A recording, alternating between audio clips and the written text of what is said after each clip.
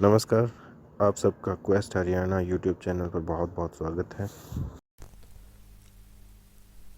आज के वीडियो में हम लेक्स इन हरियाणा को पढ़ेंगे। ये भी हरियाणा जीके का एक इम्पोर्टेंट टॉपिक है और मैप की सहायता से हम जितनी भी लेक्स हैं हरियाणा की उनकी स्टडी करेंगे।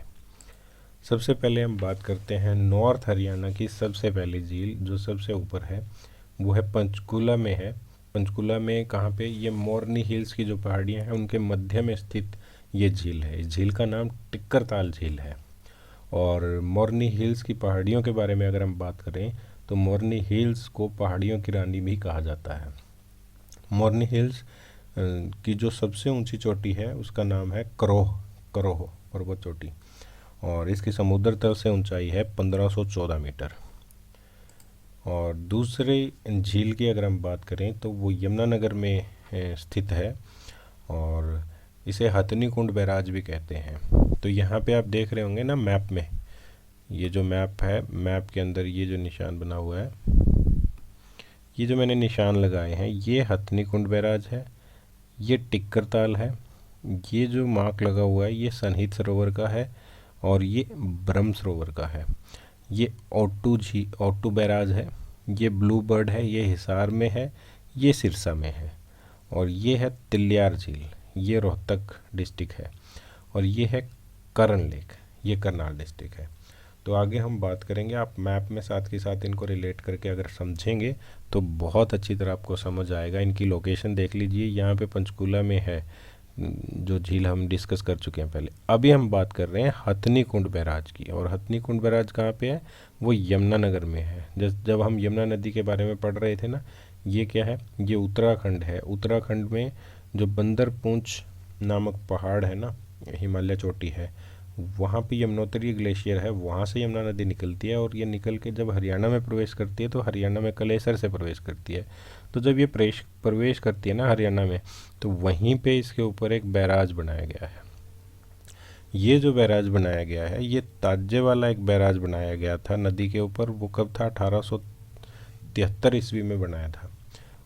उसमें गाद जमने की वजह से वो पूरी तरह से काम नहीं कर रहा था और उसके लिए एक नया बैराज का निर्माण किया जिसमें लगभग 3 साल का समय लगा और इसको 1996 से लेकर के 1999 के बीच में बनाया गया।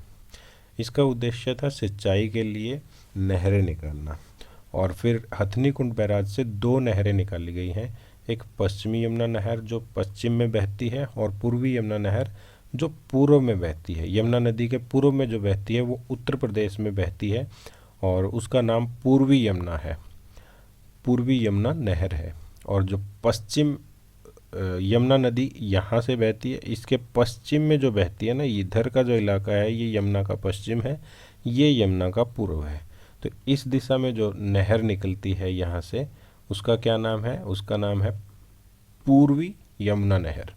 और यहाँ से एक नहर हरियाणा में निकलती है जो सिंचाई के नज़रिए से बहुत इम्पोर्टेंट नहर है हरियाणा की। इसमें से छोटी छोटी नहरें आगे निकाली गई हैं जो कि सिंचाई के लिए बहुत उपयोगी हैं और उसको पश्चिमी यमुना नहर कहते हैं। ठीक है। हथनी कुंड की कुल लंबाई 660 मीटर है। ये बहुत बड़ा डैम बैराज बनाया गया है और इसके बारे में ये फैक्ट्स हमने जो देखे हैं, ये एग्जामिनेशन पॉइंट ऑफ व्यू से जो महत्वपूर्ण पॉइंट हैं वो मैंने यहाँ पे इंक्लूड किए हैं। अगला जो लेक है वो कुरुक्षेत्र डिस्ट्रिक्ट में है। यहाँ पे आप देख रहे होंगे ना ये मार्क, ये सनहित सरोवर है और उसके बाद ये ब्रह्म सरोवर है। सो हिंदू धर्म के ये बहुत ही महत्वपूर्ण तीर्थ स्थान है दोनों। और सनहित सरोवर की अगर हम बात करें तो ये कुरुक्षेत्र जो कि एक पवित्र नगरी है हरियाणा में, तो कुरुक्षेत्र ज़िले में ये सनहित सरोवर स्थित है। ये पैनोरमा अगर आपने देखा हो और कृष्णा संग्रहालय देखा हो, उसके पीछे ये सरोवर बना हुआ है। और महाभारत के वन पर्व में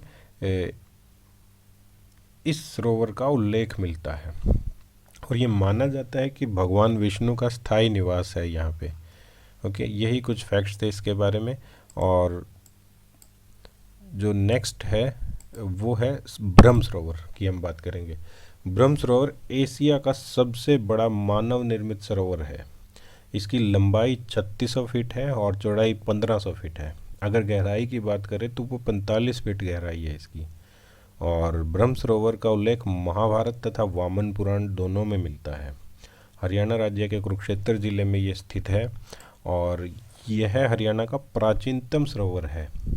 यह माना जाता है कि इसका निर्माण कौरवों के और पांडवों के जो पूर्वज राजा थे राजा कुरु ने इसका निर्माण करवाया था। और ब्रह्म सरोवर में जो पानी में एक सर्वेश्वर मंदिर है और इस मंदिर का निर्माण बाबा सर्वनाथ द्वारा करवाया गया था। ये भी इम्पोर्टेंट फैक्ट है कि जैसे कई बार HSSC के एग्ज़ाम में ये पूछ लिया जाता है कि सर्वेश्वर महादेव मंदिर का निर्माण किसने करवाया था, तो इसमें ये फैक्ट बनता है कि इसका निर्माण बाबा स्वर्णनाथ द्वारा करवाया गया था।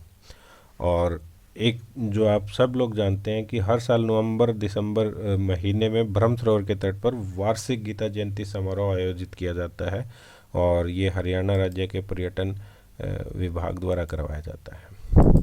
अगली जो झील है वो करनाल डिस्ट्रिक्ट में है और करनाल डिस्ट्रिक्ट में आप ये यहाँ पे जो निशान देख रहे हैं ना मैप में, ये जो है ये करनाल ज़िले में करण झील है। और करण झील लगभग 17 एकड़ में फैली हुई है और महाभारत के एक प्रमुख पात्र थे जिसको आप अच्छी तरह जानते हैं, सूर्यपुत्र तथा सूतपुत्र भी उनको कहा जाता था। दानवीर कर्ण के नाम पर इस झील का नाम रखा गया है और इस झील को कर्णताल के नाम से भी जाना जाता है तथा इसे चक्रवर्ती झील के नाम से भी कई जगह उल्लेखित किया गया है। तो करनाल जो शहर है उसका नाम भी करण के नाम से ही पड़ा है और करण झील को करनाल चक्रवर्ती झील के नाम से भी जाना जाता है। ये कुछ मुख्य फैक्ट्स हैं करनाल करण लेक से संबंधित। करण लेक जो कि महाभारत के एक पात्र कर्ण के नाम से उल्लेखित है। ठीक है, इस झील के नज़दीक पे ओयासिस नामक एक पर्यटन स्थल का निर्माण कराया है हरियाणा गवर्नमेंट ने पर्यटन को बढ़ावा देने के लिए और वो हरियाणा पर्यटन निगम लिमिटेड की एक इकाई है। और एक फैक्ट ये भी है कि यह पौराणिक मान्यता है कि कर्ण झील में स्नान करने के बाद ही कर्ण ने अपने कवच और कुंडल इंद्रदेव को दान कर दिए थे। ठीक है, और एक संयोग की बात यह है कि कर्ण झील चंडीगढ़ से 125 किलोमीटर दूर है और दिल्ली से भी ये उतनी ही किलोमीटर की दूरी पर है। यानी कि दिल्ली से और चंडीगढ़ से अगर हम देखें तो 125 किलोमीटर की दूरी पे है। अगर हम दिल्ली और चंडीगढ़ से दूरी मापें तो बिल्कुल बीच में है कर्ण लेक। ठीक है, और नेक्स्ट जो झील हम बात करेंगे वो है ब्लू बर्ड एक छोटी सी झील है जो कि हिसार ज़िले में है। यहाँ पे ये आप निशान देख रहे हैं, ये हिसार ज़िले में ब्लू बर्ड झील है। ये लगभग 20 एकड़ में फैली हुई है और इससे संबंधित एक फैक्ट ये भी है कि इसके आसपास 52 एकड़ का जो वेटलैंड है वो फैला हुआ है। बस इससे अधिक कोई इसका उल्लेख नहीं मिलता, इससे ज़्यादा इसमें इंफॉर्मेशन नहीं है। अगर वो एग्ज़ाम में पूछेगा तो यही पूछेगा कि ब्लू बर्ड झील किस ज़िले में स्थित है, तो वो हिसार में है और लगभग 20 एकड़ में फैली हुई है। नेक्स्ट जो झील है वो है तिलियार झील। ये है रोहतक ज़िले में है, 132 एकड़ में फैली हुई है। इसकी गहराई लगभग 10 फीट की है और इसके तिलियार झील के बिल्कुल बगल में एक चिड़ियाघर बनाया है हरियाणा पर्यटन विभाग द्वारा ताकि टूरिज़्म को प्रोत्साहित किया जा सके।